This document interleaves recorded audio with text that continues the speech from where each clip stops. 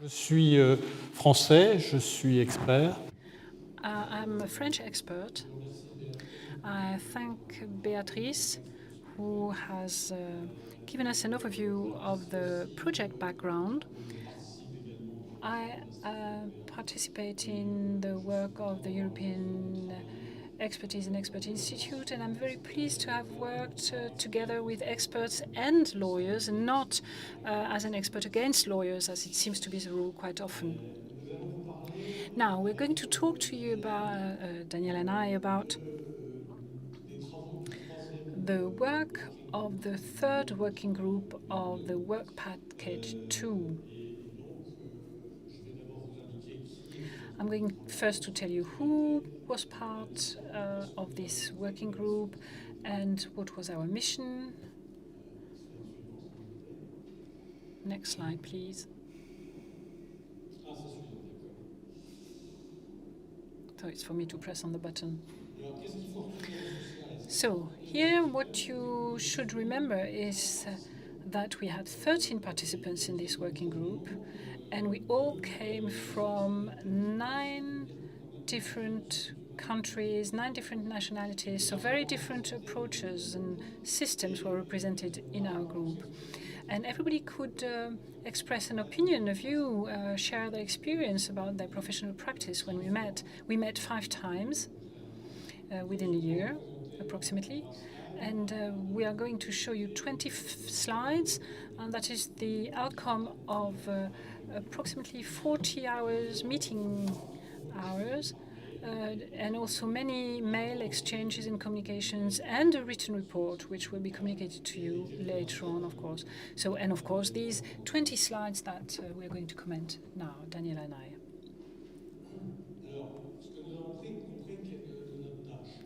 So, how did we define or understood our task? I'm not going to repeat what has been said before in the working group 1 and 2, but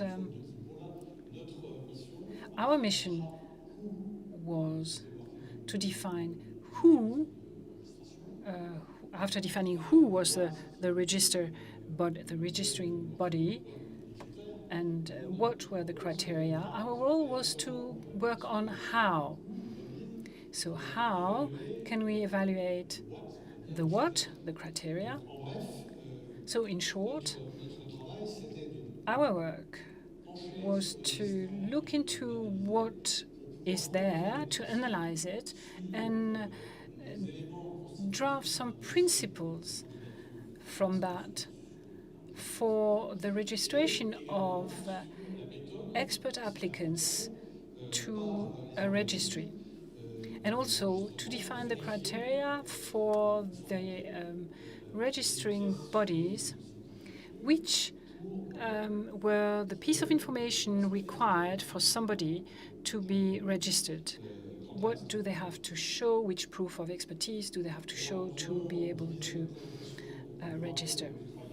So if you recall, in the working group number 1, you had 3 categories of criteria. The first category was about the professional competence, the experience, the qualification. The second group or class was around knowledge of procedural rules at the national level, but also the general procedural rules for a fair trial, and also all that concerns the contradiction principle.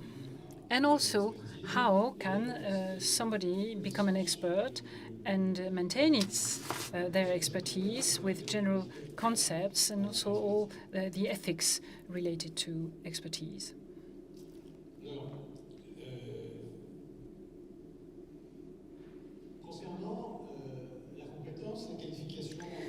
So now, with regard to competence, professional qualifications, and experience, we are first going to share with you what we found out through the questionnaire. 21 member states replied and submitted their replies. And on the basis of the analysis of these replies, we found out that about half of the countries sent us a reply. The CV is in most countries a requirement. The fact that this CV is supported by certificates, diploma, certificates of professional education or training is also important. But a minority of countries asks for evidence of expert experience or written reports as a complementary information or proof of expertise. So through letters of recommendation from employers or clients to reflect the reality of their expertise. This is a minority of countries, but in some countries, few countries, also ask for proof of elements that will help to understand and check that the expert is able to produce a report, either a written report, an oral report, in a form that will be understood, clear, and competent.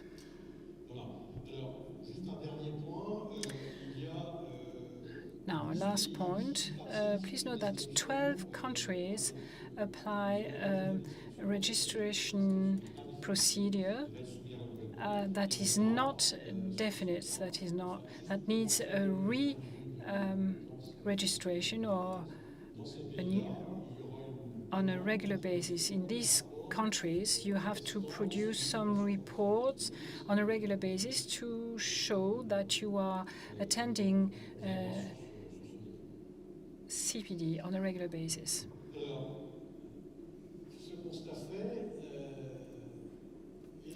Now, this being said, we discussed in our working group, and as a conclusion, here are our recommendations. So, with regard to competence and professional qualifications, we recommend that you need an academic or university degree. For example, some certificates about your field of expertise. This is part of our recommendation as piece of information in an application file, information to be submitted or evidence to be submitted. Then you need also at least 5 years of professional practice. And this will be shown through a CV, the applicant's CV, and also supported by some written evidence, like letters of recommendation, technical reports. We recommend that these criteria are included in the standard so that the registering body and the control body can really check efficiently and really check the skills and the ability of somebody to be an expert to the court.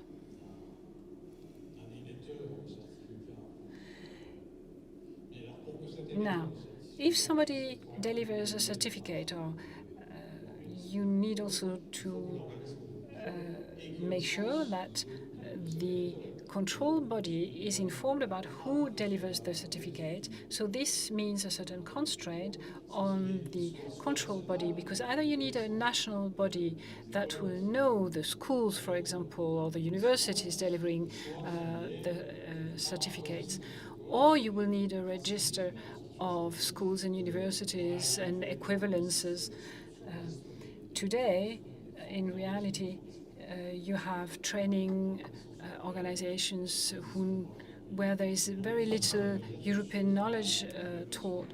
So it's very difficult to do a real evaluation and to understand which training is offered or the content of the training offered. So we need to develop that.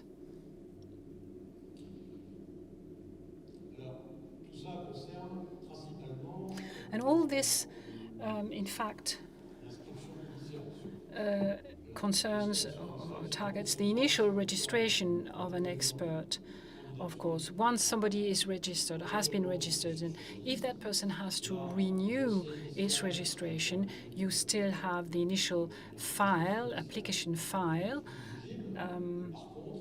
but what can be, and these information are still valid, but perhaps you will need to ask, and this is the case in some countries, that's the outcome of the questionnaire, that, for example, you need to add for re-registration a report on the further training the applicant has followed or has gone through during between their initial registration and the re-registration. Now I'm going to give the floor back to Danijela, who will present you the next topic with some matter for discussions, the discussion which we are suggesting to the jury, and then perhaps we can come back to this at the end of the presentation. Thank you. Yes, my name is Danijela Ilic. I come from Serbia. I'm leading the National Association of Valuers and Court Experts in Serbia. And I'm very glad that I was participating in this project and very happy that Benoît asked me to assist him in this presentation. So I will continue.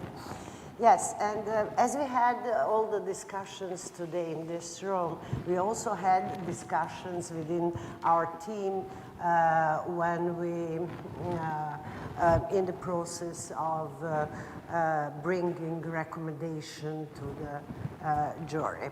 So within team, of course, there were some opinions in favor and some opinions that were not in favor. For example, the discussion point was if applicants should have a university grade or degree when applying for judicial expert.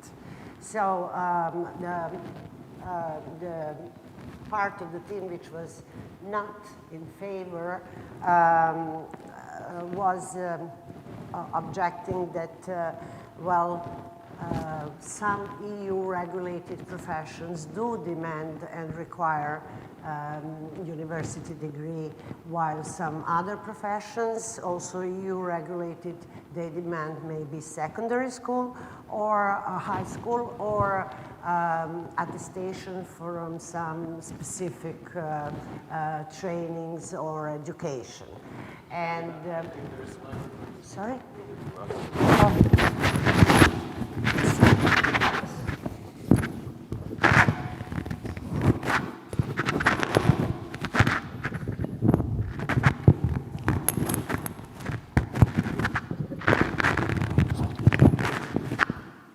Okay. Better, okay. I will just move, oh, sorry. Yeah, so experts can be qualified by education, training, experience, and or everything together. Their expertise can be based on experience only. There are examples of such expertises, but also on education and experience together. On the other hand, the other part of the team was in favor that only applicants with the university degree can apply for a judicial expert to be registered, because it is well known that such persons with a university degree have for many years obtained public trust. They have high level of education which provides special knowledge, and on top with experience, special skills. So they'll also, let's say, have that professional dignity which is reflected in their strong ethical codex to which they adhere, and of course their integrity and morality. So this was the topic of discussion, and the recommendation was, as you have heard prior from Benoît. So now we'll, in the second part, we'll elaborate on rules, procedural rules and requirement from the applicant to obtain this and to have knowledge of procedural rules. So it was not really very easy to summarize the results from the questionnaire that we all examined. Specifically in relation to the knowledge of procedural rules, there was very wide range of, let's say, requirement in member states. So in some member states, there was very high level of requirement in this field, and while in some countries we determined that there are none requirements in this field. So the main criteria upon which countries ensure that applicant has obtained knowledge in procedural rules can be represented in the following: formal training as a judicial expert by an institute, which is, of course, adequately accredited, then oral and written exam on procedural subjects. Then there are also cases where senior experts transfer the knowledge on procedural rules to younger or experts, junior experts that are entering the profession. And there is also assessment of procedural knowledge by special committees composed of legal persons, magistrates, experts, and so on. As I said previously, in some countries, there are no requirements at all. So, our recommendation as working group 3 was that at the initial stage of registration, initial registration for a judicial expert, the applicant should prove that they have attended a specific course in procedural knowledge, and of course the certificate that he or she passes the adequate exam or test after that course. The applicant should also submit evidence of adherence to a code of conduct or ethical conduct, well, best practice conduct. What should be submitted to the registering body? Well, certainly certificate of this course, a specific course in procedural rules, and which presumes that the tests have been successfully passed, and undersigned code of conduct, so written statement of adherence to code of conduct. What are the constraints to the registering bodies? Well, in some countries, there are no such courses developed. So, or at least not on a regular basis. So, in countries where there are such courses, there are no constraints, but in countries where there are such constraints, then it is recommended that they can use the code of conduct that was developed in Eagle project, and also code of practices from Euro-Expert. At the renewal of the registration, the team has discussed and agreed that procedural rules knowledge and procedural rules in general do not change that much, and the knowledge obtained once at the course attended does not expire. On the contrary, it gets better as the judicial expert gets more experience in the court. So, at the renewal, there will be no requirement of proof of knowledge of procedural rules. However, there should be a proof of, let's say, activity report that applicant has been engaged in the court cases as a judicial expert. Of course, this should be taken with, let's say, cautious, because in practice we know that certain professions or certain expertises are not frequently required in the court cases to do the expertise. So perhaps for some experts this cannot be achieved, and then some other solution should be made for them. Evidence to be assessed by the registering body is a recent activity report as judicial expert. So we had a discussion within the group. If the proof of procedural knowledge or attending the course in procedural knowledge should be mandatory or not. And the part of the team which was not in favor of the attending the courses is that, well, in many countries, this is not mandatory. Only in few countries are mandatory. And in, let's say, some countries, this knowledge is transferred from senior experts to junior experts through the mentoring work or through the practice in the courts. Because when a judge assigns the case, which is multidisciplinary, to several judicial experts in the same time, so there might be a case that the junior experts are also involved. They learn how to prepare a report, what terminology to use, how to act in the courtroom, and so on.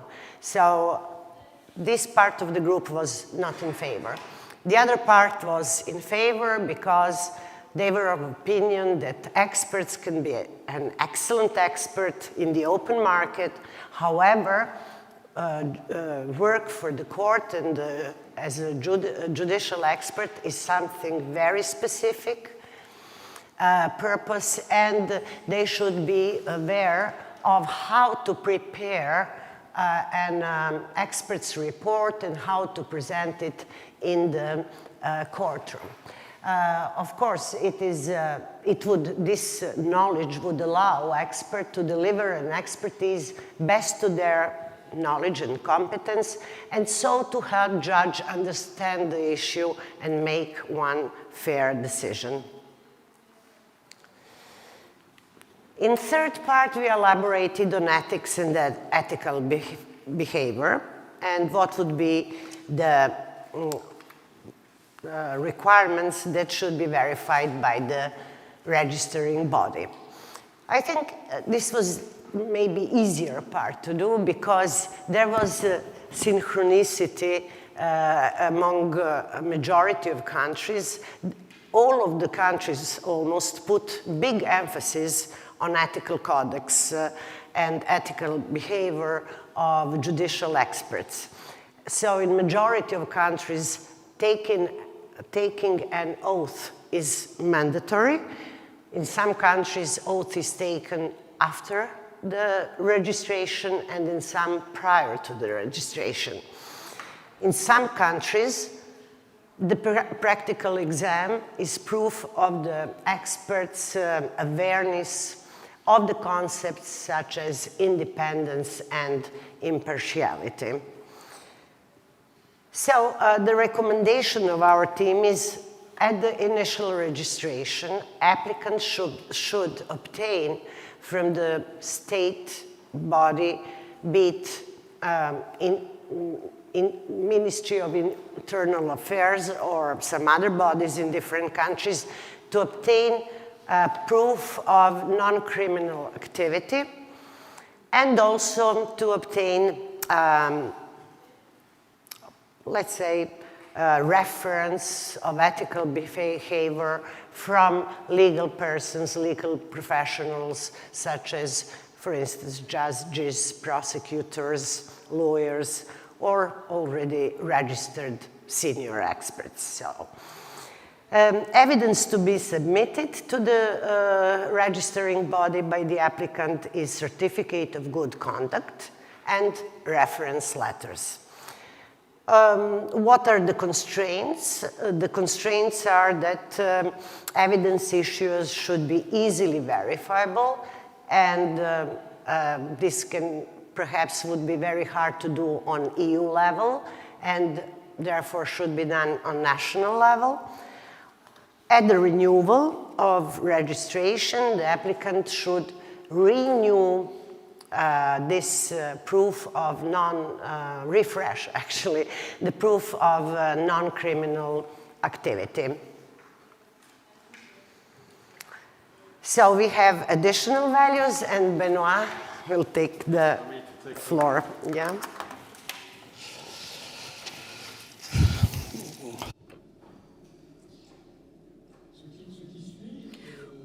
What I will present now is not something that we really notice in different countries, but it's much more a proposal that we have to introduce a new mechanism that would bring some added value. That's what we're trying to propose here. Here on this slide, we want to show how we can really have a basic awareness of by the candidate of the independence and impartiality concept, for example. Here we have, as I said, it's independence or conflict of interest, all those aspects that are necessary to have ethical behavior and adhere to any kind of code of ethics, which is absolutely necessary. And it is absolutely indispensable that an expert should, or an applicant should, understand all those concepts to make sure that he is going to be a good expert and a reliable expert. So we thought about how can we assess this, and we wanted to find a means to assess this knowledge in a way that would be harmonized in every country. The idea is to have an online form at European level that would be a multiple choice test for the applicant that would make sure that all the applicants have the same understanding of the concept I have mentioned, and that would be harmonized at European level. The test would be developed at the European level, would be made available to the different registering bodies, and if you pass the test with you have to achieve a certain number of points, and then you could apply for registration. We could base this on different code of ethics that are already in existence, and what we think and what would be the advantage is that it would certainly contribute to European dimension to that code of ethics, and of course for the expert it would also give the feeling that he is a member of a European group of experts. We had this discussion within our group whether it would be a good or bad idea and how to implement this idea. We think is that one thing that is difficult is that you have to develop such a test. Might be a bit difficult, but I think it would be possible, and it would be just another deliverable on this project. But technically, it's not completely infeasible. I think it can be implemented fairly easily as such. And I think that could be then transmitted to different national bodies that are maintaining the registers. So we have to make sure, of course, that it is not in contradiction with some code of ethics or good practice codes in different countries. So we have to be careful how we design this multiple choice test. But we think it would be a good thing, and we think it would be a good added value because it would really give the feeling that you are part of a transnational, European-wide body of experts. I think it is a quite interesting proposal that we just wanted to present here.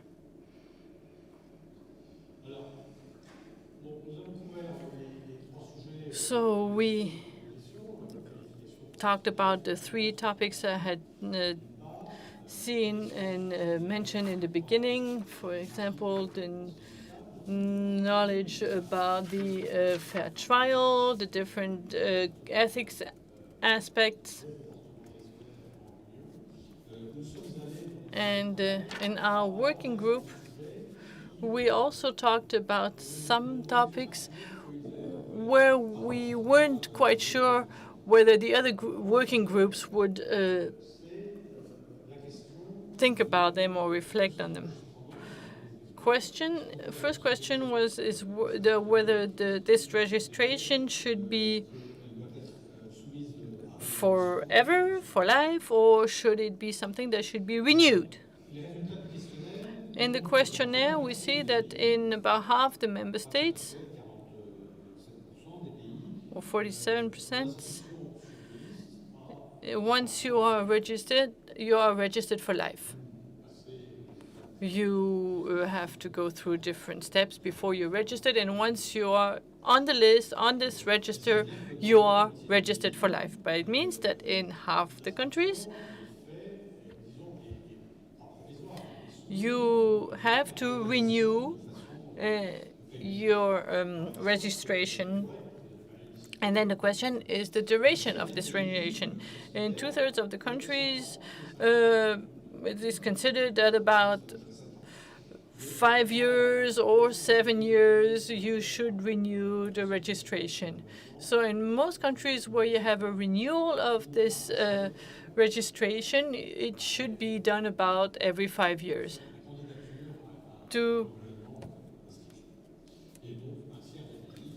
So that's for about 1/3 of the countries in which there is a renewal, have even a shorter period of 2 to 3 years. What we saw also in our questionnaire is that the renewal proposal or the procedure means that you also always have to have proof of continuous professional development, and also in some countries a report of the activity as judicial expert. Based on this, what do we propose and what do we recommend? We think it seems quite reasonable to recommend an additional registration for a limited period for about 5 years. And that is something that could probably be accepted in most countries, mostly in the pilot countries for this project. And that it is quite reasonable to say that you should renew your registration every 5 years for the whole professional life of the expert. Another question we asked ourselves was to see whether you should take an oath or sign a codex or something, a charter. We think that indeed, or our group thought indeed, that this was quite a reasonable recommendation, that the registering body, whichever it is, have at least one of those two aspects, either take an oath or a signed document for a code of ethics to make sure that the expert adheres to the code of ethics. Danijela, I think that I will give you the floor so you can conclude on this presentation. And finally, the last recommendation from our group is liability insurance. Although only a few countries within the EU actually ask and require from judicial experts to have liability insurance, we were of the opinion that, first of all, liability insurance reminds the judicial expert that he's always reliable, although he has taken oath and he has adherence to the code of ethics. But it also allows a registering body to actually demonstrate that applicant knows his role as a judicial expert and how liable he becomes in that role. However, such an evidence is, as I said, only required in few states, and asking this additional document within the registering body, we thought it would place additional workload on the registering body. So we recommend that this requirement be listed in the suggested charter and within the code of conduct. So with this, we end our presentation, and we are open to discussion at those subjects.